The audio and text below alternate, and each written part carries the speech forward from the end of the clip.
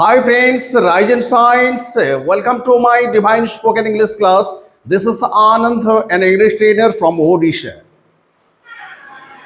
Today मैं आप लोगों को एक ऐसा चीज सिखाने जा रहा हूं जो आप बहुत ही खुश हो जाएंगे और आपका दिल भी बहल जाएगा।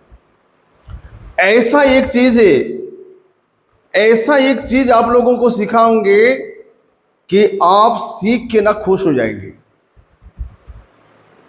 वो जो है एक हेल्पिंग वर्ब है, लेकिन मत सोचिएगा कि ये जो हेल्पिंग वर्ब है बहुत ही छोटे और बहुत ही सामान्य है, ऐसा मत सोचिएगा। लेकिन ये जो हैज और हैव जो आज मैं पढ़ाने जा रहा हूं, आपको जो सिखाने जा रहा हूं, ये बहुत ही इंपॉर्टेंट है और इसमें बहुत ही रहस्य है। तो लेट्स स्टार्ट।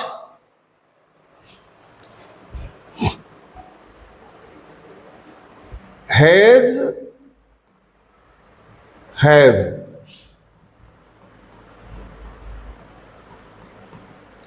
सबसे पहले तो हम जानते हैं कि हैज क्या होता है और हैव क्या होता है। तो as you know very well, has एक वर्ब है, हेल्पिंग वर्ब है, और हैव भी एक हेल्पिंग वर्ब है। ये समझ लीजिए कि ये दोनों भाई हैं, लेकिन ये जो हैज जो है ये सिंगुलर में प्रयोग होता है और ये जो हैव है ये प्लूरल में प्रयोग होता है। सिंगुलर क्या है, कौन कौन सा है? सिंगुलर हो गया आपका ही, शी, इट और them. These are singular subjects.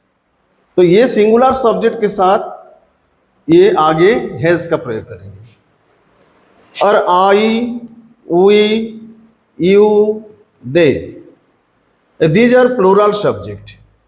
तो प्लूरल सब्जेक्ट के आगे हैव का प्रयोग करेंगे। ये हैज हैव डिटेल्स में जानने से पहले हमको इसके आर्टिकल के बारे में, इसके साथ जो आर्टिकल का यूज होता है ए और एन, उसके बारे में पहले जान लेते हैं। आर्टिकल हो गया ए और एन। तो सबसे पहले समझ लीजिए ए कहाँ लगेगा और एन कहाँ लगेगा, ये हमको जानना जरूरी है, अति आवश्यक है। तो यहाँ पे सबसे पहले ए कहाँ लगता है? आप लोग सभी जानते हैं कि वावल्स के पहले एन का प्रयोग किया जाता है और कॉन्सोनेंट के पहले ए का प्रयोग किया जाता है। ठीक है, कोई बात नहीं है, ये किया जाता है, लेकिन आप लोगों को मैं आज ऐसे तरीके से सिखाऊंगा कि आप पूरा कभी आर्टिकल का ए एन का प्रयोग कभी नहीं भूलेंगे, जिंदगी भर याद रखेंगे। देखिए, सपोज दैट ये यूनिवर्सिटी है, ये यूनिवर्सिटी है और ये अम्ब्रेला है। अब ये बताइए, यहाँ पे यू जो है ये वावल है, यहाँ पे भी यू जो है वावल है। तो यहाँ पे यूनिवर्सिटी में यू आया तो वावल के अनुसार ये एन लगाएंगे, और ये जो अम्ब्रेला है ये भी यू है, वावल के अनुसार एन लगाएंगे। लेकिन ऐसे नहीं है, लेकिन यहाँ पे एन का प्रयोग नहीं होगा, ए का प्रयोग होगा। क्यों होगा मैं आप लोगों को समझा रहा हूं।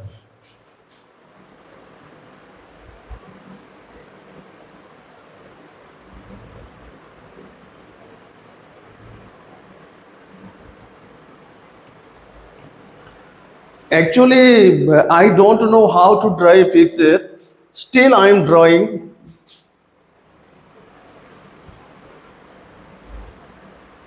तो ये जो है ये माउथ है।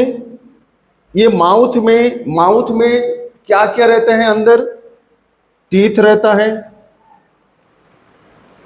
टंग रहता है और ये लिप रहता है, लिप्स। ये तीनों चीज अंदर रहता है। और ये जो है ये वोकल कॉर्ड है। ये वोकल कड़ है। तो यहां पे ये टीथ, टंग और लिप से टच होके कोई भी शब्द अगर निकलता है तो हम ए का प्रयोग करेंगे। टीथ, टंग और लिप्स से टच होके कोई भी शब्द निकलेगा तो हम ए का प्रयोग करेंगे। और ये वोकल कड़ है, ये वोकल कड़ से कोई भी शब्द निकलता है तो हम एन का प्रयोग करेंगे। कैसे, समझ लीजिए। अब देखिए मैं लिखा यहां पे बी, तो बी उच्चारण करके देखिए, मैं उच्चारण करके देख रहा हूं, फॉलो बी। तो ये जो बी उच्चारण करते समय में हमारा ये टीथ, ये जो लिप्स के साथ ये अंदर का ये टच होके निकल रहा है, बी बी बी। अगर आप बिना मुंह खोले और बिना टच करके बी बोल ही नहीं सकते, तो इसीलिए ये जो तीनों में से टच होके कोई भी निकलेगा तो ए का उच्चारण करिए। यहां पे बी देखिए, यहां पे बैट आ गया, सपोज दैट बैट। तो बैट बोलते समय में, उच्चारण करते समय में बैट ये टच होके आता है तो हम यहां पे ए बैट का प्रयोग करेंगे।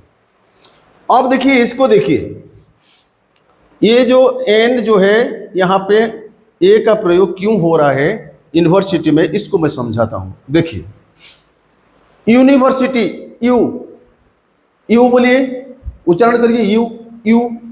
तो देखो इसमें टच होके निकल रहा है यू शब्द, यू। और बिना ये टच किए बिना आप यू का उच्चारण करने ऐसे कर सकते क्या? बिल्कुल नहीं कर सकते। तो कैसे, जो पहले मैं बताया, तो ये तीनों में से टीथ, टंग और माउथ में से या लिप्स में से कोई टच होके निकलता है तो हम ए का प्रयोग करेंगे। अब आई बारी, देखो यहाँ पे यूनिवर्सिटी, यू। तो यू जो है ये मुंह से निकलता है, यहाँ से टच होके निकलता है तो हम ए का उच्चारण करें। Very simple. तो हम क्या लगाएंगे यूनिवर्सिटी में? ए लगाएंगे। तो यहाँ पे देखिए अम्ब्रेला, औ बोल के देखिए, औ उच्चारण करके देखिए, और कहां से निकलेगा? यहां से टच होके नहीं निकलेगा, ये वोकल कट से निकलेगा। अम्ब्रेला, अ यहां से निकलेगा तो हम प्रयोग करेंगे एन। इसी तरह आप ए और एन का प्रयोग कर सकते हैं। अब आते हैं हैज और हैव का प्रयोग कैसे करते हैं। इसका फॉर्मूला है, पहले सब्जेक्ट आएगा, उसके बाद हैज आएगा, उसके बाद हैव आएगा, उसके बाद वर्ब, उसके बाद ए और एन का प्रयोग करेंगे, उसके बाद नाउन का प्रयोग करेंगे। तो आप लोग तो जानते हैं नाउन का मतलब क्या होता है। सीधी सी बात मैं आपको बता रहा हूं, नाउन किसको कहते हैं, पर्सन, प्लेस, थिंग्स को बोलने से आप समझ नहीं पाएंगे। और जो कई सारे स्टूडेंट्स ऐसे हैं समझ जाते हैं, लेकिन कई ऐसे होते हैं नाउन का मतलब समझते नहीं। लेकिन ये चीज ध्यान देना, नाउन का मतलब होता है हर कोई लिविंग चीज, थिंग्स और नॉन लिविंग थिंग्स, ये दोनों में ये नाउन का प्रयोग होता है। चाहे लिविंग थिंग्स को बोलिए या नॉन लिविंग थिंग्स को बोलिए, ये नाउन में ही आता है। अब देखिए यहाँ पे, देखो मैं जहाँ पे खड़ा हूँ यहाँ पे बहुत सारी चीजें हैं। एक नाउन है, मैं एक आदमी हूँ, आदमी एक नाउन है, औरत, औरत एक नाउन है, पेड़, पेड़ एक नाउन है, कुत्ता एक नाउन है, ये घर एक नाउन है, फैन एक नाउन है, ये बोर्ड एक नाउन है। All are nouns. आप जो आपके नज़र में आ रहा है, देख रहे हो, वो एक नाउन। तो आप समझ में आएगा नाउन। यहाँ पे सबसे पहले सब्जेक्ट का प्रयोग करेंगे। सब्जेक्ट मतलब क्या होता है? कर्ता। कर्ता मतलब क्या होता है? जिसके द्वारा काम होता है या जिसके द्वारा काम किया जाता है। यहाँ पे हैज और हैव का प्रयोग किया गया है। हैज सिंगुलर में प्रयोग होगा और प्लूरल, हैव प्लूरल में प्रयोग होगा। ये चीज को ध्यान रखिएगा। जैसे कि सिंगुलर कौन कौन सा होता है? ही, शी, इट, नेम, ये हो गया आपका सिंगुलर। और प्लूरल क्या है? आई, वी, यू, दे, ये हो गया आपका प्लूरल। तो सिंगुलर सब्जेक्ट के आगे हैज का प्रयोग करेंगे और प्लूरल सब्जेक्ट के आगे हैव का प्रयोग करेंगे। अब देखिए सेंटेंस यहां पे, मेरे पास एक पेन है, मेरे पास एक पेन है, मेरे पास एक पेन है, तो इसको कैसे बोलेंगे? यहां पे देखिए सबसे पहले सब्जेक्ट कौन है? मेरे, तो आई का इस्तेमाल करेंगे। आई के आगे किसका प्रयोग करेंगे? हैव का, आई हैव। और यहां पे देखिए ये, तो यहां पे सबसे पहले पेन लिखते हैं, पेन का उच्चारण करते हैं पेन, तो ये मुंह से यहां से टच होकर निकलता है, तो जहां से ये तीनों में से टच होकर निकलता है तो हम ए का प्रयोग करेंगे। अभी फिलहाल ये पेन जो उच्चारण करते समय में यही मुंह से निकल रहा है तो हम ए का प्रयोग करेंगे।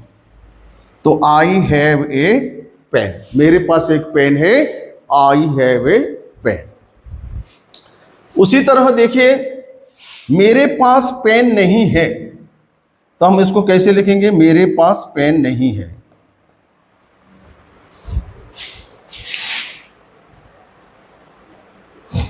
मेरे पास पेन नहीं है।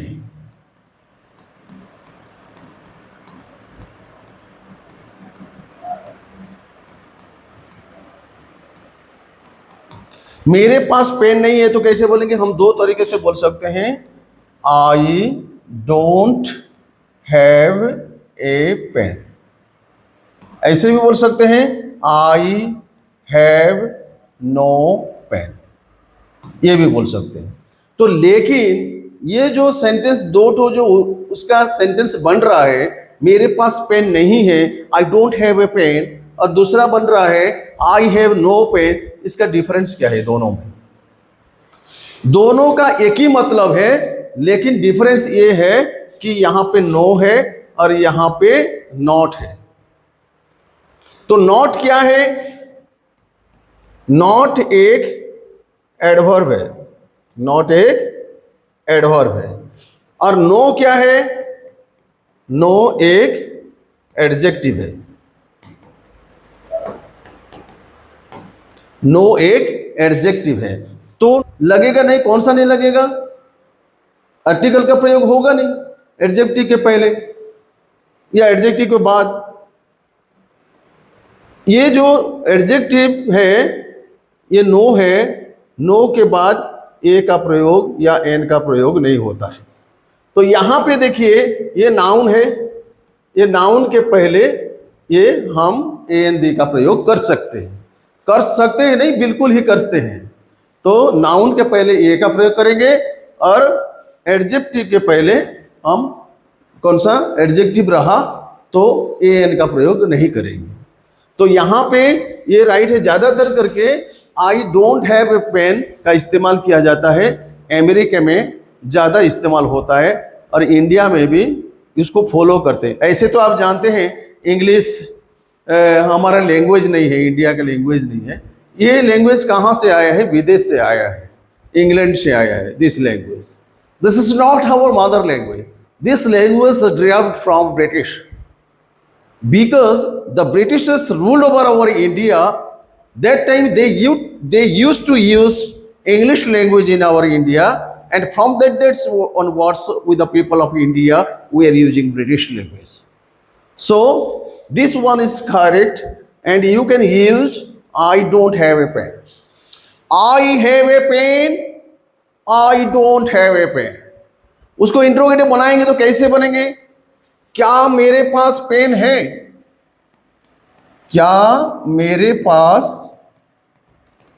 पेन है? क्या मेरे पास पेन है? Do I have a pen. अगर सेंटेंस के प्रारंभ में अगर क्या शब्द लगा रहे तो हम हेल्पिंग वर्ब से शुरू करेंगे। इट मीन्स दैट जिस क्वेश्चन का आंसर हाँ या ना में देते हैं तो हम हेल्पिंग वर्ब से शुरू करते हैं। तो यहां पे देखिए, क्या मेरे पास पेन है, ये क्वेश्चन को अच्छी तरह से समझ लीजिए। ये क्वेश्चन का मतलब क्या होता है? क्या मेरे पास पेन है, इसका मतलब क्या है? इसका आंसर कैसे आएगा? हाँ, एक तो हाँ बोलेंगे, एक तो ना बोलेंगे। तो क्या मेरे पास पेन है, तो जिस क्वेश्चन का आंसर हाँ या ना में है तो हेल्पिंग वर्ब से शुरू करेंगे। हम लोग यहाँ पे देखिए हेल्पिंग वर्ब का प्रयोग किया है। क्या मेरे पास पेन है, do I have a pen, do I have a pen. अगर ये बोलेंगे इंट्रोगेटिव नेगेटिव में, क्या मेरे पास पेन नहीं है,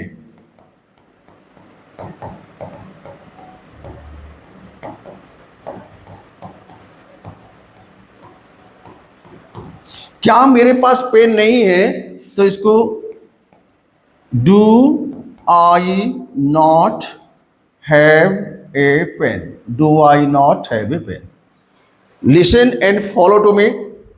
okay, I have a pen, I don't have a pen, do I have a pen, do I not have a pen. इसी तरह आप सेंटेंस बना सकते हैं। सपोज दैट उसके पास एक घड़ी है, या उसका एक घड़ी है, या उसके पास एक घड़ी है, तो कैसे बोलेंगे? He has a watch. How will you say? He has a watch. ही के आगे हैज क्यों लगा? इसलिए लगा कि है, ही जो है ये सिंगुलर सब्जेक्ट है। तो उसके पास एक घड़ी है, ही हैज ए वॉच। उसके पास घड़ी नहीं है, he doesn't have a watch. उसका नेगेटिव में लिखेंगे he doesn't have a watch.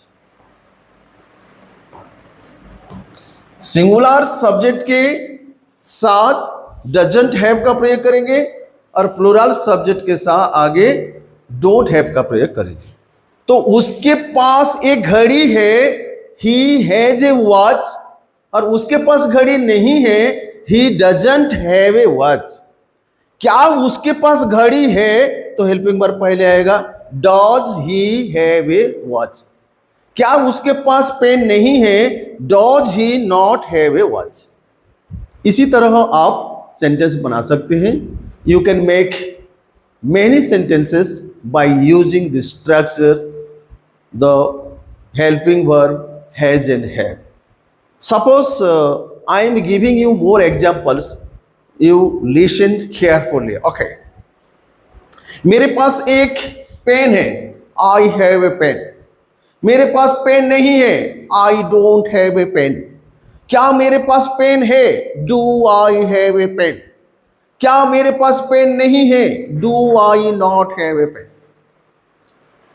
मेरी मम्मी के पास एक मंगलसूत्र है, My mother has a wedding chain. My mother singular है, My mother has a wedding chain. मेरी मम्मी के पास मंगलसूत्र नहीं है, My mother doesn't have a wedding chain. क्या मेरी मम्मी के पास मंगलसूत्र है? Does my mother have a wedding chain? क्या मेरी मम्मी के पास मंगलसूत्र नहीं है? Does my mother not have a wedding chain? इसी तरह आप बना सकते हैं। लिसन, मेरे पास एक बंगला है, I have a bungalow. मेरे पास बंगला नहीं है, I don't have a bungalow. क्या मेरे पास बंगला है, Do I have a bungalow? क्या मेरे पास बंगला नहीं है, Do I not have a bungalow? उसी तरह सिंगुलर में एक देखिए, मेरे भाई के पास एक कार है, My brother has a car. My brother has a car. मेरे भाई के पास कार नहीं है, My brother doesn't have a car. क्या मेरे भाई के पास कार है? Does my brother have a car? Does my brother have a car? क्या मेरे भाई के पास कार नहीं है? Does my brother not have a car? Dear students, आप लोग अच्छी तरह से समझ गए होंगे। मैं बहुत सारे उदाहरण देकर आप लोगों को समझाया, आप जरूर समझ गए होंगे। इसी तरह इसको फॉलो करके आप हजारों सेंटेंस बना सकते हैं। तब तक के लिए bye, see you, till then take care.